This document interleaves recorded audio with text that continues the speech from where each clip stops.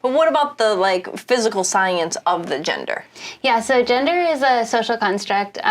That's sex. So we talk about two different things. We talk about sex, because a lot of people get confused, right? Totally, and, they're like, and it's a valid question, and it's like, and it's really important to talk about. The thing that I like to point to as well is that intersex people are actually very common. There's as many intersex people born as there are redheads.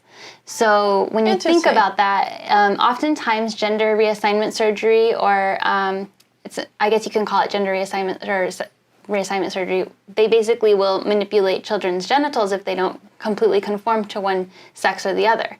Interesting. And then they never tell the kid about that. They were just born with somewhere in the middle between having a clear identified penis or having a clear identified vagina. And then a lot of times those people grow up confused because they have a different genetic makeup, or they have different, a different alignment than because it was chosen for them. It was chosen for them, and they never were told. And we aren't really told that there is this third sex of intersex people. You hear about it to a certain extent, but I would have never thought it was as common as saying, redheads. Right. Who we all can think of like at least 4 or 5 redheads that we know, right? Yeah, absolutely. I mean, and it's not like redheads are super common, but you're correct. I mean, everybody had a couple classmates, a couple people that they knew, and a couple people that are in their social circle right now that are. Yeah. Right? Okay. And so when we talk about the difference between, sex, besides having that third type of in between like aspect of having both, right?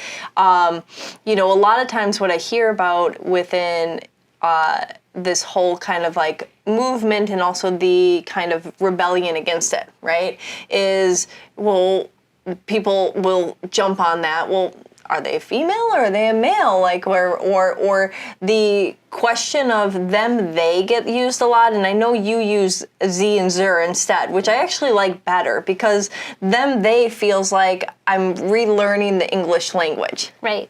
And it's not that I'm trying to be rude or not being whatever, but it's hard for me because I'm like, there's only one person there. So when I'm using this plural, it's wacky in my head. But can we explain all the different types of terminology and stuff for everybody too? Yeah, most common is they, them. We actually use they, them a lot in our conversation, like who did it? Oh, they did, and we're talking about one person, and that happens a lot, but we don't realize it. And there's certain situations where it is more difficult and uncomfortable and confusing because you're talking about multiple people and you're trying to talk about a single person in a group, and that can be really difficult. There are a ton of different gender pronouns that are floating around. There's they, them is just the most common.